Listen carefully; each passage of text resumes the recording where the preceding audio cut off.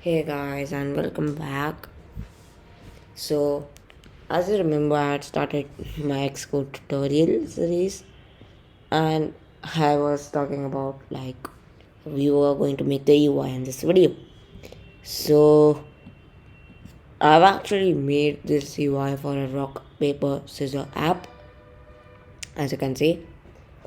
Now, as you can see, this UI is actually took me a lot of time to make because the number of constraints I had to add were like tremendous, and the way Xcode manages the way we add constraints is, I would not say, the most efficient way. So it actually took me hours to get this thing like in place. I know some pro UI designer would probably make a much better UI in minutes, but the problem is I'm not too much like a UI kind of guy, so I really did not like I didn't really want to teach you anything incorrect. So I've actually created the UI, but I will walk you through which constraints I chose and how I actually went over some of the components that I've used in the UI and how I did it. So this is my heading, rock paper scissors, and I've actually written the code, but don't worry, that's something that we will write from the start. As you can see, we don't really have to write like a ton of code. It's just 100 lines. So yeah, go to my main.storyboard. So first of all, I have the main kind of heading. It is just saying rock paper scissors. To change the color, we can just simply go here on color and change the color. You can also change the font if you want by clicking over here. Change the way the text is. Next, what I have here is a pretty cool thing called a stack view. Now, if you are familiar with the way Android app development works, which I'm assuming, I think you might not be, but still, I was just like telling. If you are familiar, you might be knowing that the stack view is kind of like the linear layout that we deal in with the Android app development. Basically, what the stack view is it can house in these components in a complete easily, it can do everything very very easily and nicely. So basically what a stack view does is it kind of makes a table which we can populate things with. So if I go over here, click on the plus icon. Okay, my Xcode is lagging a little bit. If I click on this plus icon and I just search for horror, so there are these two types of stack views: a horizontal stack view and a vertical stack view.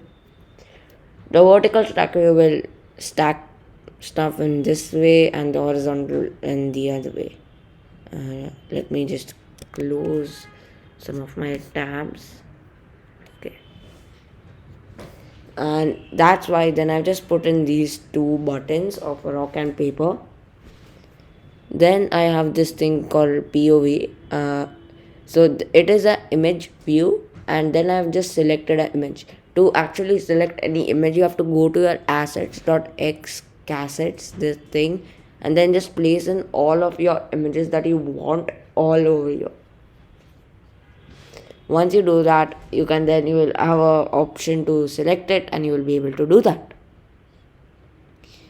Jumping back into my main.storyboard file, then I just have made this thing called comp choice, which stands for computer choice, which will account for the choice for the computer. So whatever the computer selects, and obviously these are all of my constraints. So this is as a constraint in this way. You can see all of the constraints I have. I will have a GitHub repository link in I think one of my videos where I think you might be able to copy the constraints. Otherwise, also if I'm just gonna go over here and show you the way I've set the constraints. So in the stack view, you can see these are the constraints I went with. Then this is a button as this constraints. And this is just a stack view and POV, and this one, and the computer choice. So since I don't want this to be like a 5-minute video, I am going to be starting with actually programming in Swift. Now if you want that I actually cover the UI part, I'm not really like, even if I cover this is just a minimalistic app, so that's why, like, this isn't like some fully fledged chat application or something like that it will actually require a tremendous amount of UI work, so that's why. But if you guys actually comment down, then I probably will make a video where I will also cover the part of the UI of the making this app. So okay, so what I will do is I will just quit Xcode and I will again fire it up.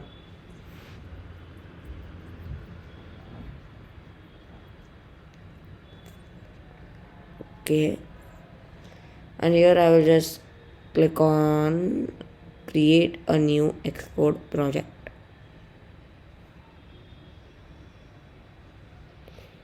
And actually yeah. Okay, oh I'm sorry, cancel it up, file, and go to new and just click on playground. You don't really want that. Then we just click on blank and click on next.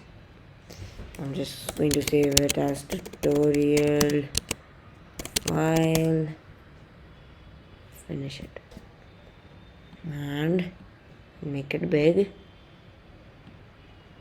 Alright, so I think this will be the part I think which most of you guys will be excited for, the Swift programming aspect. So this is just an import statement. The import statement is used to get a service which is not a part of the native language. UI kit is used to get all of the UI elements like the buttons and all of those things. Then you can see it has written this thing var str hello playground. What does this mean? Now what this like this line of code means is that we have made a variable. A variable I can define as a object containing a particular value, and then we can access the value of this object throughout our code base. And variables are actually very fundamental to programming. You really do not want to skip on variables because it really will affect your rate of learning, because whatever you try to make, you will be needing a lot of variables. So here we have made a variable with hello playground. Now here's the thing, when you are programming there are a number of data types. So the data types we use is int, float, then string, we represent it as string, a boolean, and yeah, so these are kind of the default data types that we use. Anything that is a string is, well, are normal things. Int are integers, floats are the ones with decimal points, and booleans are basically true or false values. So anything that is a true or false value is a boolean. So why don't we actually, now here's the thing, we have made this variable, we have not accessed this variable. Right now if I just click on the button and I run this entire program, you will see that we do not really get any output. You can see whatever we do, we don't really get any output, but we want the output, but we cannot because, well, we haven't really done any way in which we can actually call this variable. So it's very simple to do this. All we do is just type out print and we just type out str. Okay, str. So you can see it says hello playground, and I will run this entire thing. Now you might be saying it just says hello playground once over here, but twice over here. This is kind of the place where you will also be able to see the variables accessed, but the actual output that anybody will be able to see will be the output over here. Now you can just print out variables, you can print out a variety of things. If I can go over here and also print out something like hello world, run this, cancel it, run this. So you can see it is hello playground and hello world. So you can see how it works. Now let's just create some more variables. So I will make a new variable for var name, and I will put in my name, and I'll type out var age, and I'll put in my age.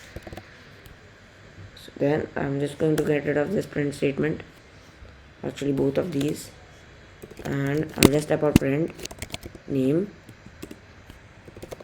print age, and I will also get rid of this. So I'll just run this, and I will run this program again. So you can say it says yes Solanki and 13. Now what if we don't want to create this extra print statement? We can actually do that by typing out \n and age. Okay, I think this is not the okay, yeah, I forgot. We can put a plus and age. So you will see what happens. So you can see it is the block binary operator plus cannot be applied to operands of string and int. Now this is a common error that people get. This error basically means that if you are trying to add an integer to a string, so a text, it will not work. So any integer can only be applied to an integer. So that's something you need to know. So over here, if I am printing name, I need to print age in the second line, or I can convert it to a string, which I won't show you in this video because it's a little bit advanced. Next I want to show you a pretty cool thing called comments. So let me show you. So I'll just step out over here. Comments are fun. Now you can see the color of the text is different, and if I just add something over here, the color of the text is different, and you'll probably see that we'll get an error when we run the code. Yeah, cannot find that in scope. Now why doesn't this give me an error but this gives me an error? Well, because it's a comment. Comment is just a piece of text that the program will not execute. So it's for the programmer to have sufficient knowledge for his code. So if you look at this code base after a year, you will remember that okay, what you have actually written. So here I can see declaring the variables. Then I can just go away and print out getting the values of the variables, and over here I can just type out making the imports. Now here's the problem with these comments. Right now if I go to a new line, I type out anything, it's still not a comment. So how do you make a multi-line comment in Swift? Well, it's actually not that difficult to do.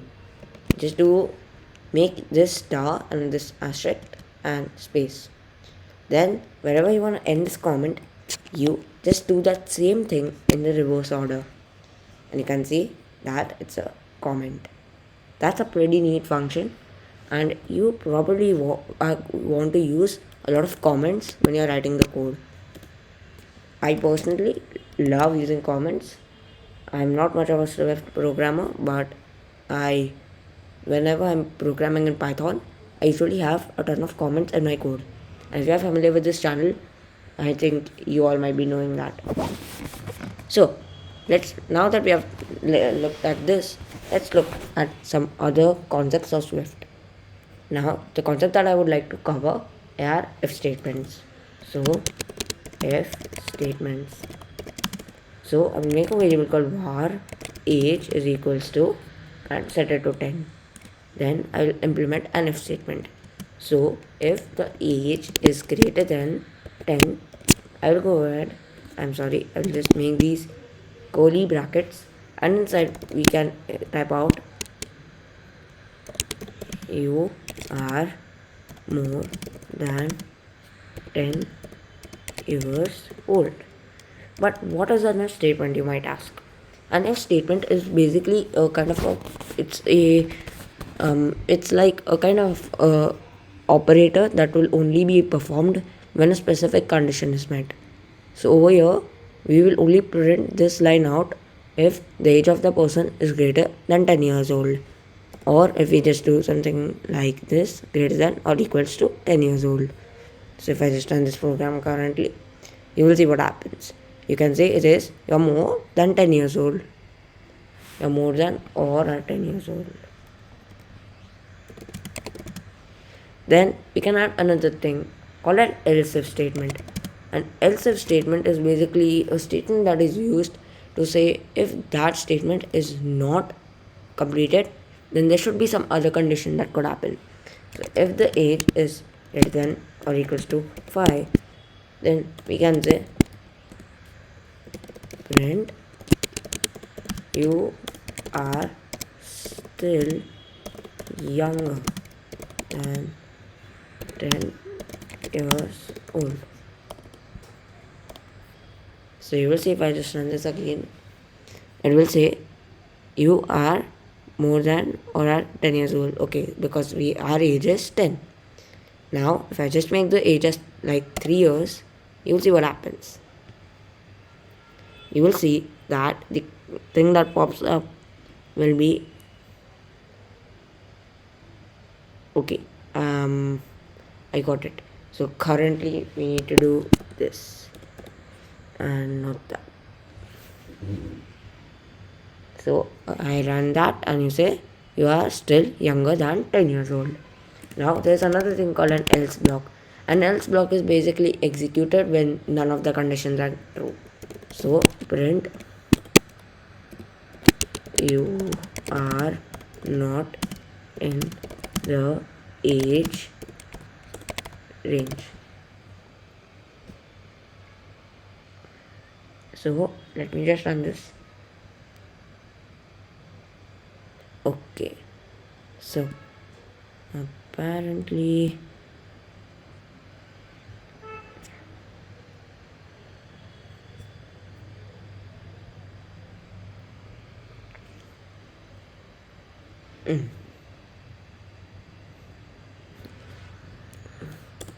I think there's some issue. I don't know why. So that's pretty cool. So I hope you like the if statements. Now in the next video we will actually look at how we can implement the logic that we have learned in this video to Xcode and how we can apply it to our project. So that's it for today, guys. I hope you enjoyed the video. If you did, like and subscribe to the channel, and I will see you in another YouTube video.